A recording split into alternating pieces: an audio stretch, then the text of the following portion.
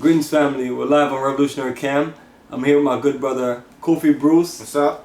Yes family, and we're here to talk about racism and colorism, global problems. And our good brother Kofi Bruce is going to take us into the subject and share with you his analysis of the global problem that we face. Yep, first thing I typed in colorism in Google because you know if it's on Google it's true, right? Anyway, the definition came back: prejudice or discrimination against individuals with a dark skin tone, typically among people of the same ethnic or racial group. Colorism within the black community has been a serious emotional and psychological battle. Okay, first they gave the definition and then they gave the little ad-lib on it to explain that it was it's a problem within the black community, you know, whether that be true or not. But talking about colorism, you know, me being dark-skinned myself, I faced it as a young child. You know, even before I knew there was a such thing as colorism, I used to think black people were black people. But sometimes, well, I'm not sure about now. It's not as prevalent as it was like back in the 80s, you know, where I guess dark skin wasn't in. And people will always make a comment on your dark skin, you know. So growing up, you like thinking, like, why is everybody making a comment about my dark skin, you know? So some people develop a complex about it. So I can see it becoming like a problem within the black community. Like now, 2018, though, I don't know if I'm as aware of it, but I think it's still prevalent. You know, when we look at media, you know, they typically normally show the lighter skinned African people over the darker skin. And just like when I was growing up, it's the same old saying, you know, the darker you are, the more evil you are, or, you know, they always use dark as a representative of being something negative. So, yeah, colorism, you know, I see it as a global problem. You know, and it happens here in the United States, as well as other places also, you know, not just in the United States and not just among black Americans, because they have a colorism problem also in India, you know, and in a lot of the Asian nations, you know. Absolutely, yeah. And I was going to add a few countries to that list. Yeah, like what? Of my recent travels and previous travel. South Africa and Brazil. Yeah, they have now, big. The thing of it, you know, to break this down, you go to Brazil, and this is the reality of what I saw. Mm-hmm. Right? Whenever we go in and out of hotels, you know, the people that are black, the jobs that they have is literally just cooking and security. Right. And in some cases, if you're working at the front desk, you'll be put on a late shift. So basically, all I saw was light and white people there in Brazil at the hotels. Mm-hmm. And then, you know, when you look at different means of this business, the people who have the shops, the stores, Mm-hmm. you know, the light white Brazilians, and the people who on the streets, the dark brothers and sisters. Right. So that's what we mean by racism and colorism Globally. you know. And then you go to somewhere like South Africa, you know, you're dealing with, you know, at one point you're dealing with this like 8% of the population controlling almost the majority, like 80% of the country's economy. Mm-hmm. You know?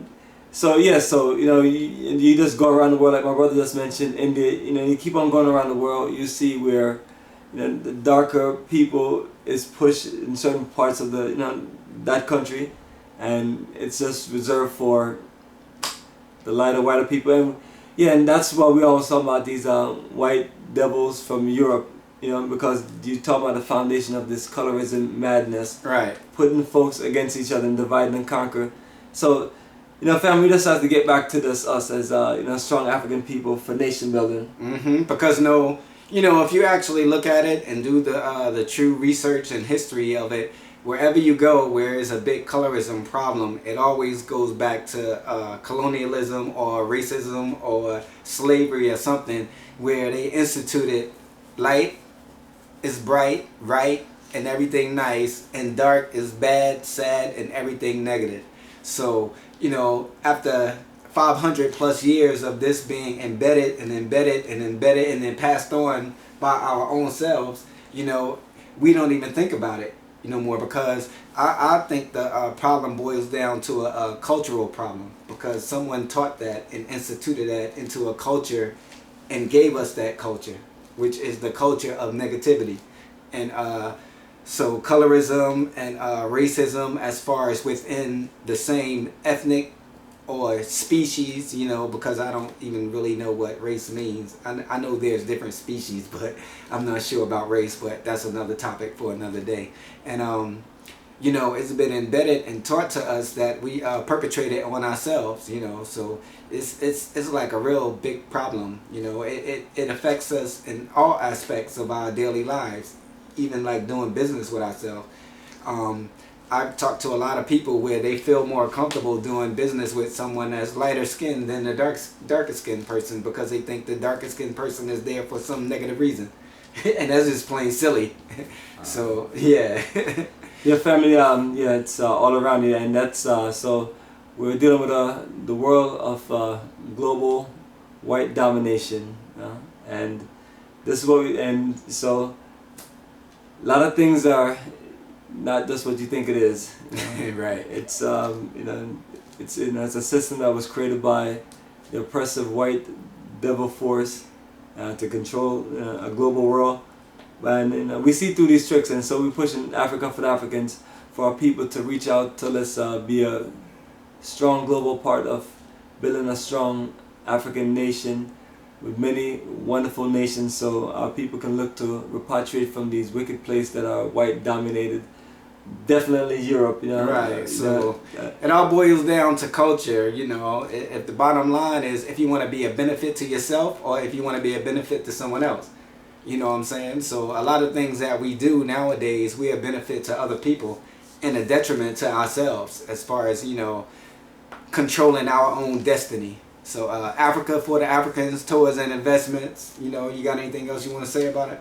No, family. It's you know, we just point a few things out, Just and you just connect it all up. So that's all we're saying, family. We have to be realistic, and let's organize our energy and build. And I'm not saying everybody, we all have to all come to Ghana and build, or everybody have to all come to Africa and build. But yeah, we have to look at the dynamics against us. That's the only way we can, you know, move forward and make this work. Because all we got is us. So you know, so Africa for the Africans mean we work towards making Africa great again. So when we are looking to repatriate, or if we're looking to move to a nation. Because if you reach out to many people and say, what happened if America say you can't stay here anymore, where are you going to go? Where are you going to go?